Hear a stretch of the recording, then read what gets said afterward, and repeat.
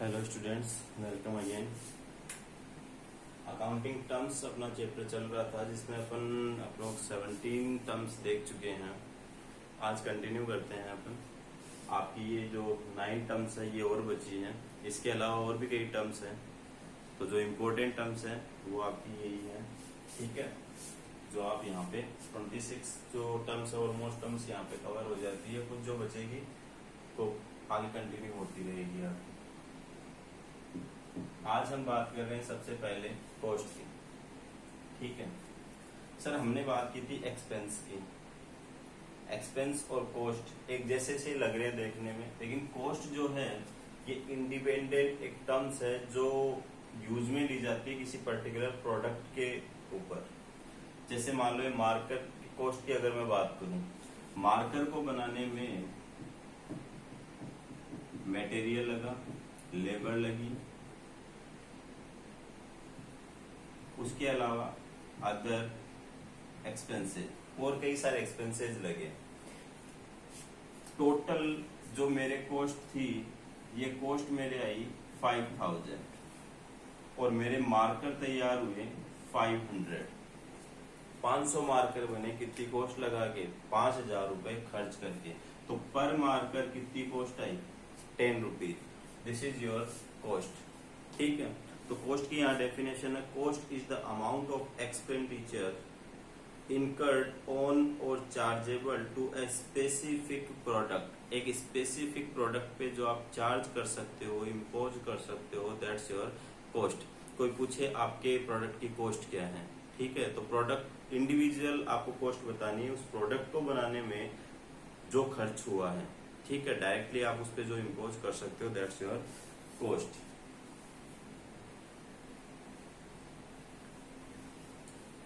Next है आपकी term 19 number, voucher.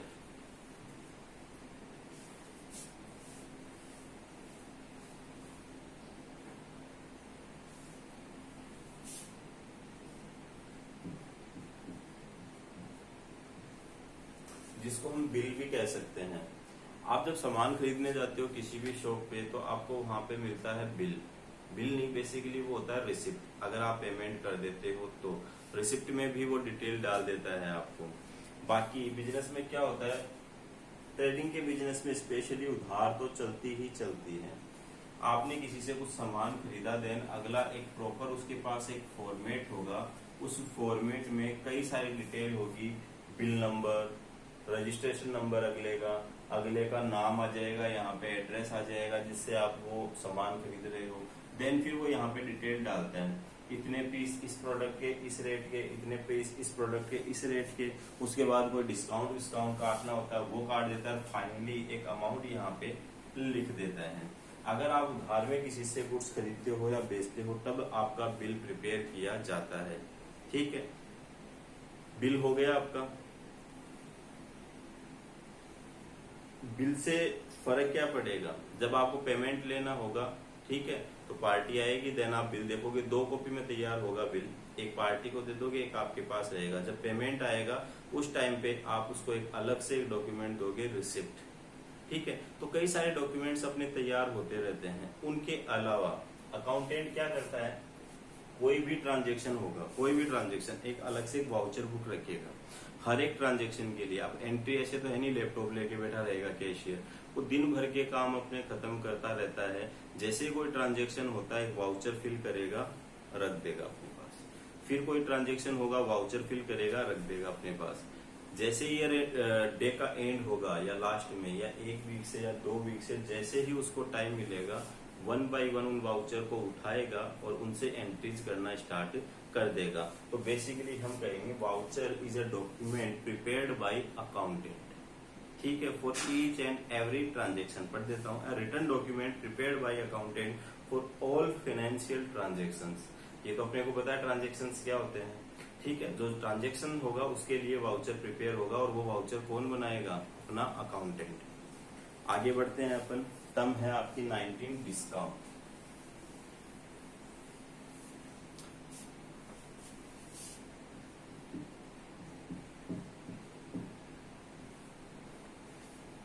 ठीक है, ये थोड़ी थोड़ी सी इंपॉर्टेंट टर्म है, प्रैक्टिकल से भी इसका कोई रिलेशन है। डिस्काउंट दो टाइप के होते हैं आपके, ट्रेड डिस्काउंट, एक होता है आपका cash discount. Sir trade discount क्या होता है और कैश डिस्काउंट क्या होता है? पहले ट्रेड डिस्काउंट की बात करते हैं।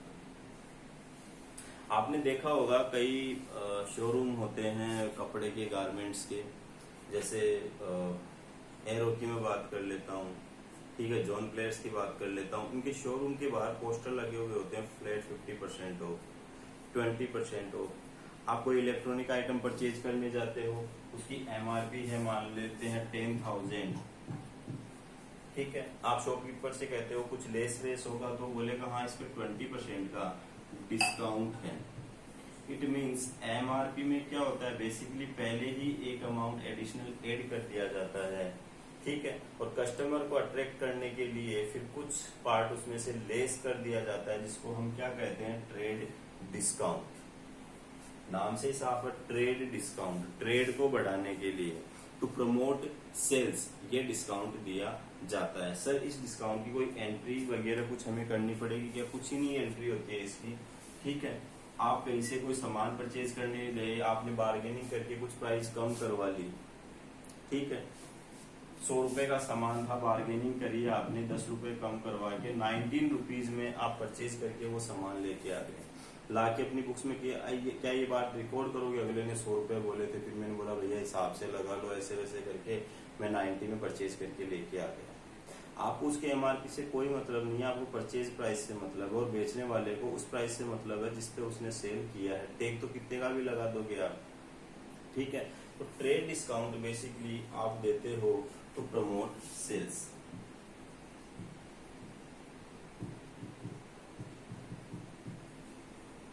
सेल्स को प्रमोट करने के लिए देते हो, ठीक है। सेल हुई होने के बाद इस डिस्काउंट का कोई मतलब होता नहीं है, ठीक है।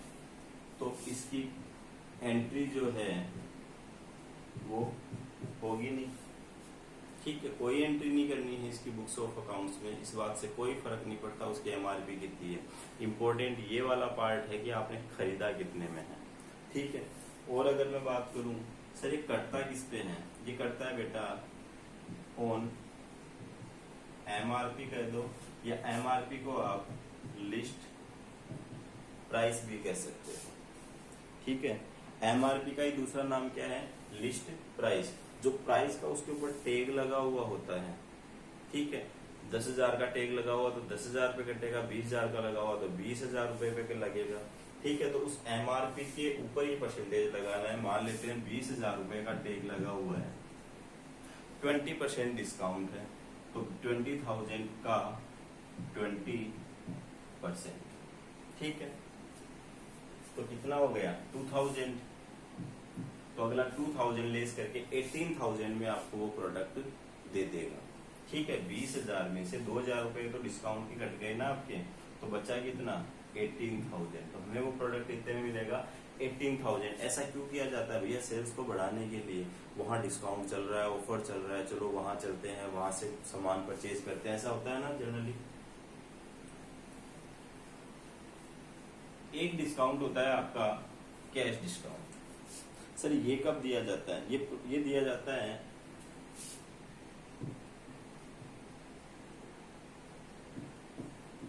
प्रमोशन ऑफ पेमेंट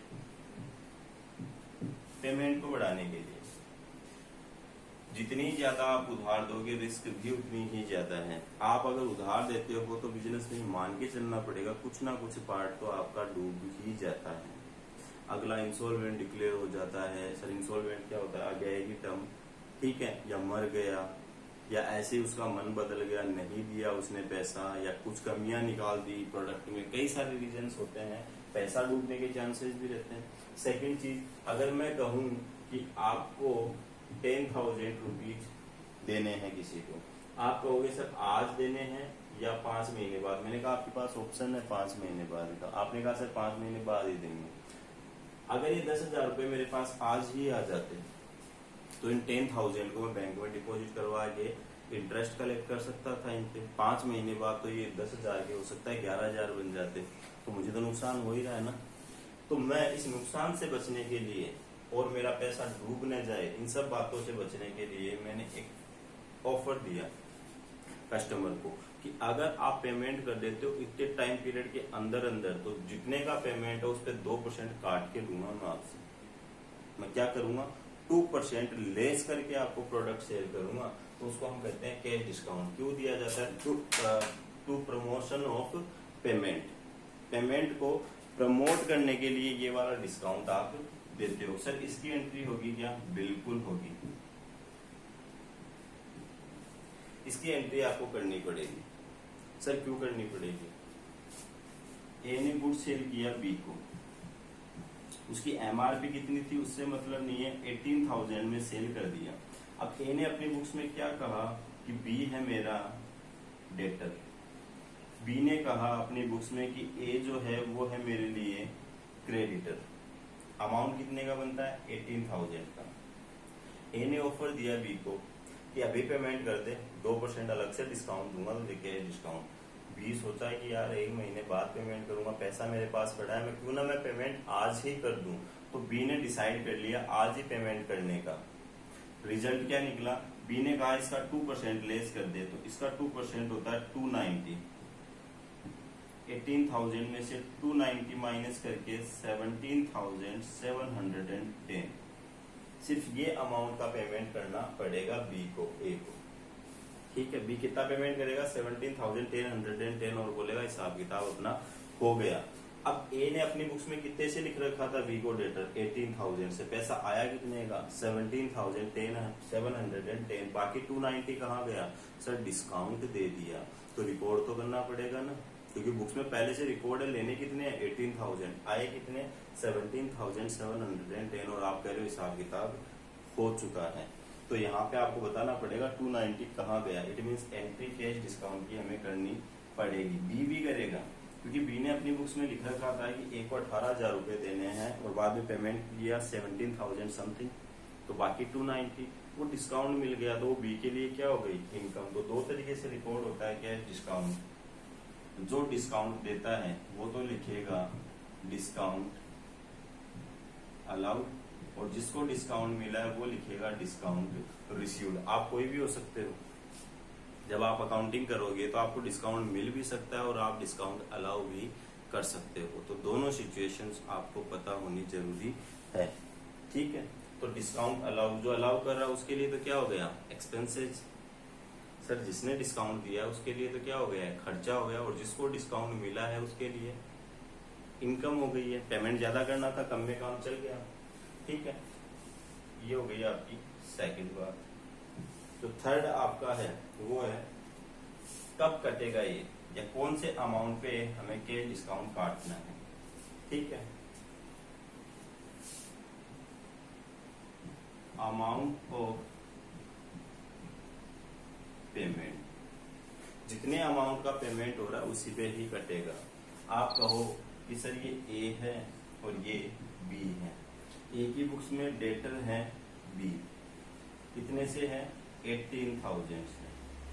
ए ने इसको ऑफर दिया कि तू मुझे अभी पेमेंट दे दे, मैं तुझे 2% डिस्काउंट दूंगा। बी बोला इतना तो नहीं है मेरे पास पैसा, आधा पेमेंट कर देता हूँ मैं आपको। कितना पेमेंट कर देता हूँ? आधा। तो ठीक है, आधा पेमेंट कितना होता है? 9,000 में कह दूंगा भाई अभी मैं इसके 18 की जगह कितने मांगता हूँ? 9,000 मांगता हूँ। बाकी 9,000 की क्या कहानी हुई? उसके ऊपर 2% 180 काट के 8,820, इतना पैसा मिल जाएगा मुझे। डिस्काउंट कितना दिया मैंने? 180। भैया जो पेमेंट कर रहा है उसी पेमेंट पे तो दूंगा, जो पेमेंट आ ही नहीं रहा है उस पर डिस्काउंट थोड़ी ना दे दूंगा मैं इसको। ठीक है, तो कौन से अमाउंट पे कटा है आपने? On amount of payment. जितना पेमेंट होगा उसके ऊपर डिस्काउंट कटेगा। उसकी क्या एमआरपी थी, कितना ट्रेड डिस्काउंट कटा था या नहीं कटा था, हमें उन सब बातों से कोई मतलब नहीं है। सामने वाले को पूछेंगे हाँ तो कितना पेमेंट करना चाह रहा है? इतना। तो ठीक है, इसके ऊपर इतना % हमने कर दिया लेस, बाकी अमाउंट तो हमें दे दे। तो ध्यान में रखने वाली बातें हैं। ट्रेड डिस्काउंट दिया जाता है सेल्स को प्रमोट करने के लिए। ठीक है, सेल्स को बढ़ाने के लिए, मार्केटिंग एक टाइप। कैश डिस्काउंट दिया जाता है प्रमोशन ऑफ पेमेंट। पेमेंट जल्दी से जल्दी लेने के लिए कैश डिस्काउंट दिया जाता है। ठीक है, इससे कहीं कहीं ना कहीं सेल्स भी इंक्रीज हो जाती है। किसी को पता चला जेब में 10,000 रुपए डाल के निकला है और पता चला कि ये कैश डिस्काउंट दे रहा है, तो क्यों ना मैं इसी से सामान परचेज करता हूँ, इमीडिएटली इसको मैं पेमेंट करूंगा, कुछ डिस्काउंट ये मुझे देगा, तो वहां पे बेनिफिट मिल जाता है। एंट्री की बात करें ट्रेड डिस्काउंट की, कोई एंट्री नहीं होती है, कोई रिकॉर्ड नहीं होता है उसका, जबकि इसकी हम एंट्री करते हैं। ये एमआरपी पे लिस्ट प्राइस पे कटेगा जो उसके ऊपर टैग पे लगी हुई है, और ये कटेगा आपका अमाउंट ऑफ पेमेंट पे। ठीक है,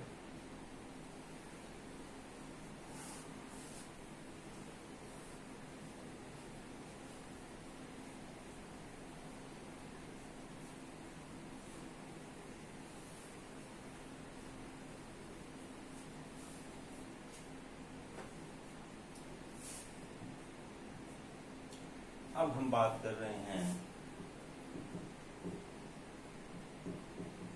एंटिटी। सर एंटिटी क्या है, पहले डिस्काउंट पढ़ देता हूं मैं। Any type of reduction in the price of the goods by the business entity to its customer is called discount. Discount is of two type, trade discount, cash discount. Trade discount और cash discount में difference बता रखा है। Trade discount के लिए बोला है promotion of sales के लिए, टू प्रमोट सेल्स, और कैश डिस्काउंट के लिए बोला है to prompt payment, promotion of prompt payment. Promote किया, प्रॉम्प्ट का मतलब होता है इमीडिएटली, ठीक है, हाथों हाथ पेमेंट के लिए को जो प्रमोशन करने के लिए डिस्काउंट दिया जाता है वो है आपका कैश डिस्काउंट। सेकंड है एंट्री, ट्रेड डिस्काउंट की नहीं होती है, कैश डिस्काउंट की एंट्री होती है। ट्रेड डिस्काउंट जो है वो लिस्ट प्राइस या एमआरपी पे दिया जाता है, जबकि कैश डिस्काउंट करता है on amount of payment. Next term पे अपन आते हैं एंटिटी। सुनना है एंटिटी का मतलब क्या है। आप जिसकी अकाउंटिंग कर रहे हो ये वो बिजनेस है आपका, इसकी सराउंडिंग में कुछ पर्सन्स है, मैंने लोग नहीं बोला, पीपल नहीं बोला, मैंने क्या टर्म्स यूज में लिए, कुछ पर्सन्स। पर्सन्स का मतलब है वो कोई इंडिविजुअल हो सकता है। सर इंडिविजुअल से क्या मतलब है आपका, हो सकता है वो राम हो सकता है वो श्याम हो, सीता, गीता, रॉबर्ट, रहीम, एक्स, वाई, जेड। सर रहने दीजिए, क्योंकि आप कितने भी नाम ले लो लिमिट नहीं है। नाम दुनिया में इतने सारे हैं। इंडिविजुअल की बात कर रहा हूँ, किसी पर्सन की बात कर रहा हूँ आपके, ठीक है। पर्सन भी इंडिविजुअल भी कितने टाइप के होते हैं आपके, सिर्फ नॉर्मली रखते हैं अपन। इंडिविजुअल की अपन बात कर रहे हैं नेचुरल पर्सन की, जिसको नेचर ने बनाया है, ठीक है। इससे बिजनेस के ट्रांजेक्शन हो सकते हैं, कभी बिजनेस ने इसको कुछ दिया, अभी कभी इससे कुछ लिया। इसके अलावा अगर मैं बात करूं तो आपकी कोई कंपनी हो सकती है, जरूरी थोड़ी इंडिविजुअल ही आपसे सामान खरीद के लेके जाए। रिलायंस लिमिटेड से कोई बंदा आया आपके पास, रिलायंस फ्रेश का काम चल रहा है, और बोला आपका फर्नीचर का काम है क्या, बोला हाँ हमने रिलायंस फ्रेश खोला है, अभी हमें फर्नीचर का काम करवाना है। आपने फर्नीचर का काम करवाया, तो अब आपने सामान किसको बेचा है, रिलायंस लिमिटेड कंपनी को बेचा है, कोई इंडिविजुअल को नहीं बेचा है यहाँ पे। तो एक कंपनी से आपका ट्रांजेक्शन हो गया, ठीक है। जिस बिजनेस का आप की आप अकाउंटिंग कर रहे हो, इसका मालिक राम हो सकता है, इसका मालिक कोई कंपनी हो सकती है, या हम जिसकी अकाउंटिंग कर रहे हैं वो कोई बैंक हो सकती है, हम जिसकी अकाउंटिंग कर रहे हैं वो कोई स्कूल हो सकती है, वो कोई बैंक हो सकती है, ठीक है। तो जरूरी नहीं है बिजनेस का मालिक कोई इंडिविजुअल ही हो, कई सारे इंडिविजुअल भी हो सकते हैं, राम, मोहन, सोहन, सीता, गीता, कई लोग मिलके चला रहे हो बिजनेस को, ठीक है। तो हम जिसको की अकाउंटिंग कर रहे हैं उसको क्या बोले, राम की अकाउंटिंग, रिलायंस लिमिटेड की अकाउंटिंग, एक्सिस बैंक की अकाउंटिंग, ठीक है, वेदांता इंटरनेशनल स्कूल की अकाउंटिंग, एसएमएस हॉस्पिटल की अकाउंटिंग। नहीं सर, अगर इन सबको मैं एक वर्ड में बोलूं तो मैं क्या बोलूंगा उनको, एंटिटी। क्या बोलूंगा, एंटिटी, बिजनेस एंटिटी। जिसकी आप अकाउंटिंग कर रहे हो उसको आप क्या बोलोगे, बिजनेस एंटिटी। वो कोई इंडिविजुअल हो सकता है, कंपनी हो सकती है, फर्म हो सकती है, लोकल अथॉरिटी, जेडीए वगैरह हो सकती है, कोई इंस्टीट्यूशन हो सकता है, इंस्टीट्यूशन में educational institution, financial institution, medical institution, कोई भी हो सकता है। पढ़ देता हूँ, an economic unit engaged in performing economic activity like Maruti Suzuki, SBI Bank, etc. ठीक है। इकोनॉमिक यूनिट होनी चाहिए, engaged in performing economic activity. Economic activity से मतलब यही है प्रोडक्ट, कुछ प्रोडक्शन करना, देन उसको सेल कर देना, या कोई प्रोडक्शन कर रहा है उससे खरीद के मैं बेच देता हूँ, ये सब क्या है, इकोनॉमिक एक्टिविटी। आगे बढ़ते हैं अपन।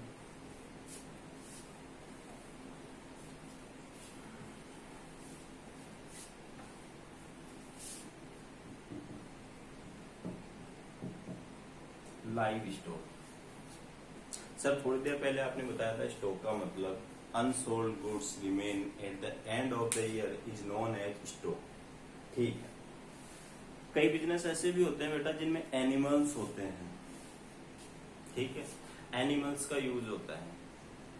आपने सामान यहां से वहां पहुंचाने के लिए घोड़ा गाड़ी है आपके पास, तो कुछ घोड़े हैं आपके पास, ठीक है, बैल हो सकते हैं, गाय हो सकती है, कुत्ते हो सकते हैं, सर कोई भी एनिमल्स हो सकते हैं हमारे बिजनेस में। अब आप एनिमल्स को कहो कि मेरे पास स्टॉक है तो थोड़ा सा अजीब लगता है, इसलिए यहाँ पे नाम दिया गया लाइव स्टॉक। लाइव स्टॉक का मतलब क्या है, एनिमल्स से है। यहाँ पे एनिमल्स को आप स्टॉक कॉल नहीं करोगे, आप उनको क्या बोलोगे, लाइव स्टॉक। तो इसके लिए डेफिनेशन दी गई, animals used in business are termed as livestock. और ये आपकी फिक्स्ड एसेट्स होती है। एक बार घोड़ा खरीद लिया तो ऐसे नहीं है कि अगले महीने फिर घोड़ा खरीदना पड़ेगा, अगले महीने फिर घोड़ा खरीदना पड़ेगा, गई लंबे टाइम की, ठीक है, लाइफ होती है उनकी लंबी, काफी जीते हैं वो, ठीक है। तो कोई भी एनिमल अगर आपके बिजनेस में है जिसको आप यूज में ले रहे हो बिजनेस में, तो उस एनिमल्स के लिए आप क्या टर्म्स यूज में लोगे, लाइव स्टॉक। ये आपकी एसेट्स होती है। एसेट्स में भी आपको बता दूं, नॉन करंट एसेट्स में फिक्स्ड एसेट्स होती है, क्योंकि छू सकते हो, महसूस कर सकते हो आपने, टेंजिबल, ठीक है, ठीक है सर। और नेक्स्ट है आपकी इनवॉइस और बिल। थोड़ी देर पहले मैंने इनवॉइस के बारे में आपको बता दिया था, बताना वाउचर के बारे में था। वाउचर तो क्या है, रिटर्न डॉक्यूमेंट है, प्रिपेयर्ड बाई अकाउंटेंट है। वो तो हर ट्रांजेक्शन के लिए, किसी को सैलरी भी पेमेंट किया, एक वाउचर निकालेगा, भरेगा, हाँ भाई मैंने इसको इतनी सैलरी का पेमेंट कर दिया, जैसे साइन भी ले लेगा, ले भाई साइन कर दे इसमें, पेमेंट लेके तू मेरे से जा रहा है, तो एविडेंस भी हो जाएगा।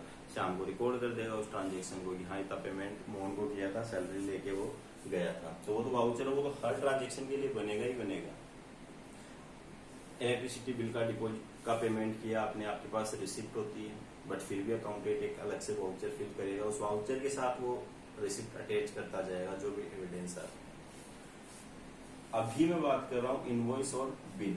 बिल कब दिया जाता है, जब आप सामान सेल कर देते हो या हम माल खरीदते हैं, मोस्टली बिल दिया जाता है उधार में। दो टाइप की बुक होती है बिल में, एक तो बिल बुक, सॉरी बिजनेस में दो टाइप की बुक होती है, बिल बुक रिसिप्ट टाइप के फॉर्मेट में, एक होती है रिसिप्ट, ठीक है।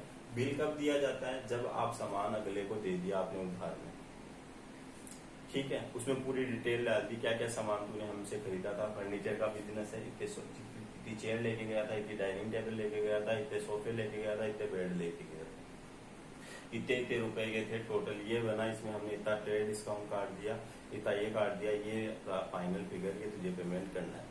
कुछ टाइम पीरियड बाद वो बंदा आया और आके आपको पेमेंट दे दिया। जैसे उसने आपको पेमेंट दिया, आप उसको रिसिप्ट काट के दे दोगे, ठीक है।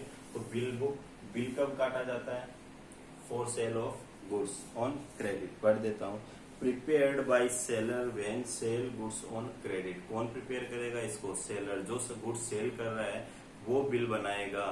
और कब बनाएगा, at the time of sale on credit, ठीक है।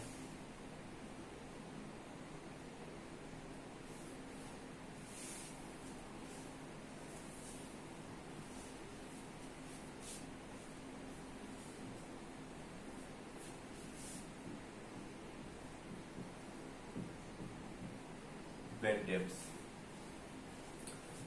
ए ने गुड सेल किया बी को 10,000, अपनी बुक्स में लिख रखा है कि बी जो है वो मेरा डेटर है, कितने से 10,000। इट मीन्स बी के मांगता हूं मैं पैसे, कितने, 10,000 रुपए रखा हुआ है बिल में, बुक्स में एंट्री डाल दी इस बात की, थोड़ा टाइम निकल गया, बुक्स बता रही है एसेट्स है 20 से 10,000 रुपए लेने हैं, थोड़ा टाइम और निकल गया, पता किया तो पता चला बी नाम का कोई बंदा धरती पे बचा ही नहीं। मतलब बचे होंगे लेकिन जिसको हमने सेल किया था वो तो है ही नहीं है, पागल हो गया, या उसकी ये सिचुएशन हो गई कि वो पेमेंट नहीं कर पाएगा सर, वो तो इंडिया छोड़ के ही चला गया, भग गया यहाँ से, विजय माल्या निकला, तो अब क्या करें। बुक्स में तो लिखा हुआ है 10,000 हम बी के मांगते हैं, जब तक पैसा आ नहीं जाए तब तक इसको हम हटा नहीं सकते।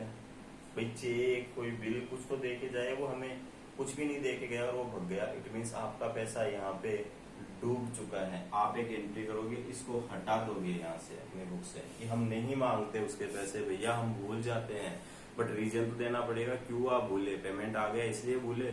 नहीं, पेमेंट नहीं आया, ये पैसा हो गया आपका बैड डेब्ट्स, ठीक है, डूबत। अगर कोई डेटर्स आपको लगता है आप पेमेंट नहीं करेगा, डिक्लेयर हो गया है कि उससे पेमेंट नहीं आएगा, उसकी डेथ हो गई, उसका कोई वारिस नहीं है, या वो कहीं चला गया मिल नहीं रहा है, या उसने साफ मना कर दिया भैया मैं तो पेमेंट नहीं करने वाला, उस सिचुएशन में अपन उसको क्या कहेंगे? बैड डेब्ट। सर सीधा सीधी बात है, ये है हमारे लिए लॉस, लेकिन मैं एक्सपेंस लिख रहा हूँ। सर खर्चा क्यों बता रहे हो? कौन चाहेगा अपने बिजनेस में बैड डेब्ट्स हो? भैया मेंटली प्रिपेयर होता है सेलर, उसको पता है कि मैं उधार जब तक नहीं दूंगा कस्टमर मेरे पास नहीं आएगा। कुछ बिजनेस होते हैं ऐसे, ट्रेडिशन बना हुआ है, प्रथा बनी हुई है उन बिजनेस में, जैसे होली पे गुलाल उड़ता है, प्रथा है सर, रिवाज है। तो बिजनेस में भी उधार देने की परंपरा चली हुई है। आप अगर नहीं दोगे तो आप लोगों से अलग रहोगे, इट मीन्स आपके पास कस्टमर नहीं आएगा, या फिर आपको कम प्राइस पे बेचना पड़ेगा, कई सारी चीजें हैं, तो बंदिशें हैं। अब मैं भी मेंटली प्रिपेयर हूँ, मुझे पता है उधार दूंगा तभी मेरी सेल होगी, उधार दूंगा तो कुछ ना कुछ बैड डेब्ट्स होने के भी चांसेस बनते हैं। तो ये बैड डेब्ट्स क्यों झेल रहे हो आप? अपनी सेल्स बढ़ाने के लिए। उधार दोगे तभी सेल्स बढ़ेगी, और उधार दोगे तो बैड डेब्ट्स तो होगा ही होगा। तो एक खर्चा है जो आपको झेलना पड़ेगा, ठीक है। आप उधार दे रहे हो तभी तो हो रहा है, अगर आप इसको कंट्रोल करना चाहो कर सकते हो, उधार देना बंद कर दो।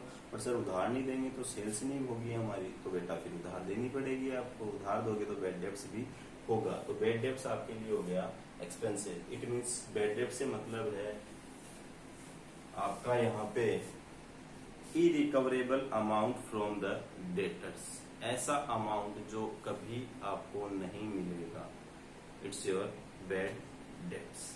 आगे बढ़ते हैं सर। एक होता है इंसॉल्वेंट।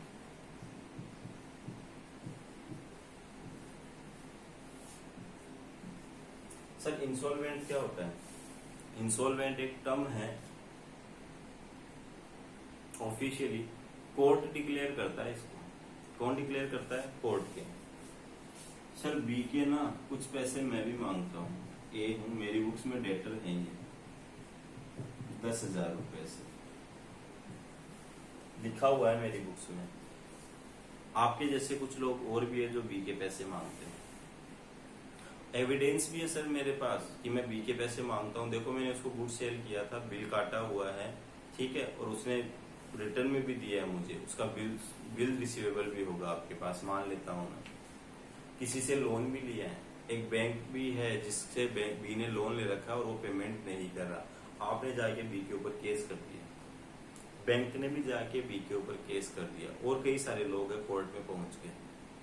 इंडिया में हार्ड रिकवरी बैन है। अगर आप जाके कहते हो कि बी तू हमारे पैसे दे, अदरवाइज हम तेरा गला दबा देंगे, हम मारपीट कर लेंगे तेरे साथ, तो आप ऐसा नहीं कर सकते। आजादी के साथ रहने का कॉन्स्टिट्यूशन ने सबको राइट दिया है। आप पैसे के लिए किसी को मेंटली या फिजिकली टॉर्चर नहीं कर सकते। तो सर अब हम क्या करें? तो भैया कोर्ट के पास जाओ। कोर्ट क्या करेगा? कोर्ट ने बी को बुलाया कि हाँ भाई ये कितने जने तेरे मांगने वाले हैं, टोटल मिला के 5 लाख रुपए का कर्जा है तेरे माथे, 5 लाख रुपए चुका और यहाँ से फ्री होके जा, अदरवाइज हम तुझे दे देंगे पनिशमेंट। बी ने कहा साहब कहाँ से दूं, मेरे पास है ही नहीं पैसा। कोई पैसा नहीं होगा, जेबें खाली हैं, तो 5 लाख रुपए का पेमेंट मुश्किल है। तो कोर्ट बोलेगा कि हम तेरी पर्सनल प्रॉपर्टी सेल कर देंगे। पहुंचे कोर्ट के आदमी और बी के घर पे लगा दिया ताला, और लिख दिया स्टे ऑर्डर कि अब इस प्रॉपर्टी में कोई भी अंदर घुस नहीं सकता है, कोर्ट के अंडर में आ गई है, ठीक है, गवर्नमेंट के अंडर में आ गई है ये प्रॉपर्टी। बी के नाम से जितनी भी प्रॉपर्टी सबको सीज कर दिया गया। उसके बाद एक दिन एक स्पेशलिस्ट को बुलाया गया और उसको कहा ये सब प्रॉपर्टी तू बेच डाल। उसने बेची, बेचने के बाद सब प्रॉपर्टी निकली 3 लाख रुपए की और बी के चाहने वाले थे 5 लाख रुपए के।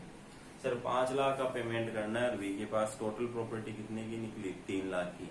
कोर्ट 3 लाख रुपए निकाले कोर्ट ने और 3 लाख रुपए बांट दिए इन लोगों में, प्रोपोर्शनेट बांट दिए।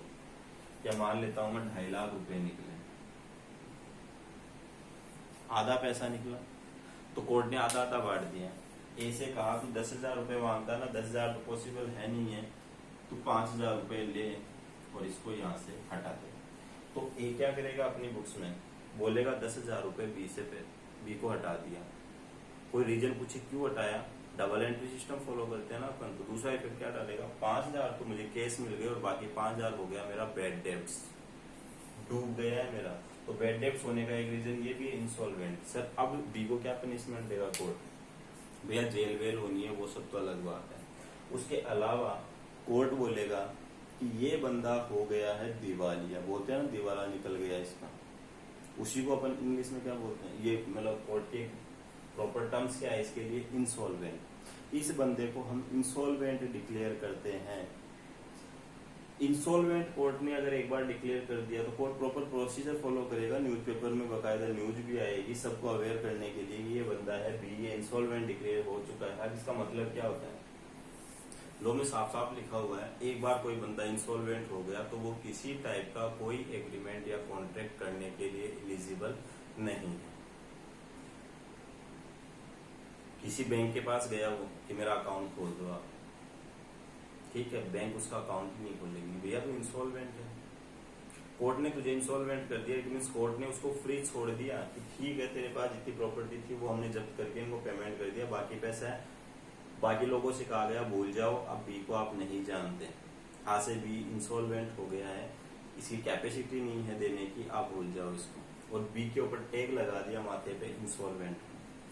अब बी किसी के साथ बिजनेस करने का सोचेगा तो सामने वाला बोलेगा भैया मैं तो तेरे साथ बिजनेस नहीं करूँ, कल को तू पैसे खा जाए कोर्ट में मैं जाऊं तो कोर्ट बोलेगा भैया हमने तो पहले इसको इंसॉल्वेंट डिक्लेयर कर दिया, आप इसके साथ बिजनेस कर क्यों रहे थे? हमने जब कह दिया ये बंदा एलिजिबल ही नहीं है कोई बिजनेस एग्रीमेंट करने के लिए तो आप क्यों कर रहे हो इसके साथ, आप रिस्पॉन्सिबल, ठीक है। इट मीन्स बी की तो कहीं ना कहीं लाइफ से ही खत्म हो गई। सर उसको वो टैग हटाना हो तो वो पैसा कमाएगा, पैसा कैसे कमाएगा, मजदूरी तो कर ही सकता है, किसी के यहाँ मजदूरी करने गया एज ए लेबर बन के गया तो अगले को क्या प्रॉब्लम है, काम करेगा ऑन द स्पॉट पैसे लेगा, ठीक है।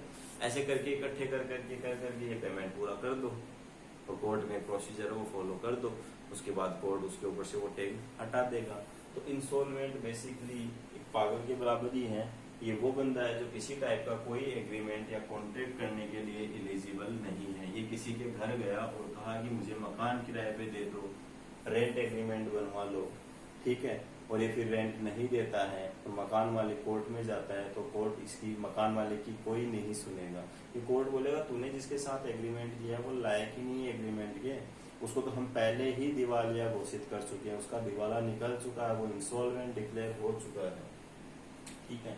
लास्ट आपकी टर्म्स बचती है अलाउंस।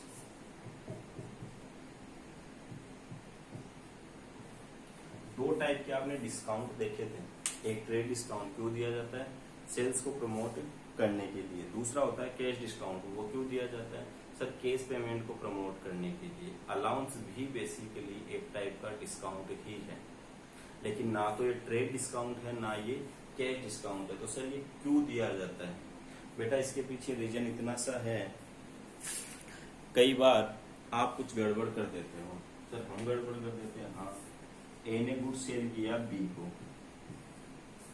फर्नीचर आइटम सेल किया और ऐसी बंदे की गाड़ी में लगा दिया जो पता नहीं कैसे गाड़ी चला के लेके गया, वहां जाते जाते उसने 2 से 3 चेयर तोड़ डाली, ठीक है, ज्यादा कुछ खास नहीं टूटी थी, वो थोड़ा बहुत टूट गई।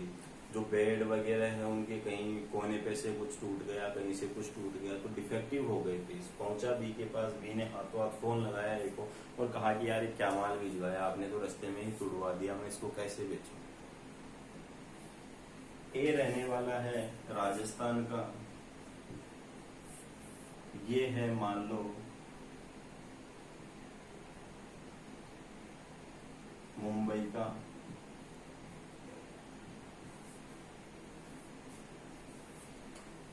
ए ने कहा कितने आइटम टूटे हुए निकले, इसने कहा 5,000 रुपए का माल टूटा हुआ है। ए ने अब ए बी बोल रहा है तू कहे तो भिजवा दू वापस। अब ए ने सोचा 5,000 रुपए का माल ये अगर वापस भिजवाएगा तो ट्रक वर्क का जो किराया वगैरह वही लग जाएगा 4 से 5,000 रुपए, तो वापस मंगवाना मेरे पड़ जाएगा महंगा। तो ए ने बी को कहा यार वो तू रख ले, थोड़ा कम ज्यादा कर ले उसका, मैं तुझे कुछ अमाउंट का छूट दे देता हूँ, ये 5,000 रुपए का माल है ना, इसको 3,000 में रख ले। ठीक है, कितने में रख ले?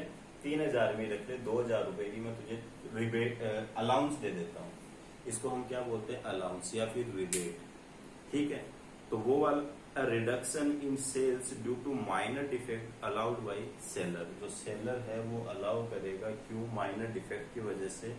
ठीक है, इन प्रोडक्ट, तो उसको हम क्या बोलेंगे? अलाउंस। ठीक है, अपन टोटल 26 टर्म्स पढ़ चुके हैं, इनमें भी कई सारी टर्म्स थी अंदर ही अंदर, जैसे गुड्स में देखी थी purchase sales, purchase return, sales return. उसके अलावा डिस्काउंट में दोनों डिस्काउंट देखिए, ट्रेड डिस्काउंट, कैश डिस्काउंट। उसके अलावा एसेट्स में देख लिए थे अपन ने, करंट एसेट्स क्या होती है, नॉन करंट एसेट्स क्या होती है।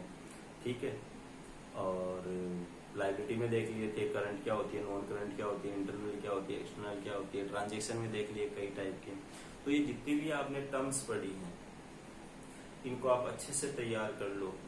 ये नहीं बोल रहा हूँ कि 100% ये आपको समझ में आ गई है, इनकी डिटेल डिस्कशन जो है वो पूरी बुक में चलता रहेगा। ये टर्म्स घूम घूम के आपके सामने आती रहेगी, लेकिन उस टाइम पे आपको ये नहीं लगना चाहिए कि बिल्कुल नहीं है आपके लिए, आप जानते ही नहीं इनके बारे में। जो प्रॉपर इनकी डेफिनेशन है वो आपको याद कर लेनी है और अच्छे से इनको समझ लेना है, जितना % आप समझ पाओ। ठीक है, thank you so much. Next lecture में मिलते हैं with a new chapter with a new energy. Thank you.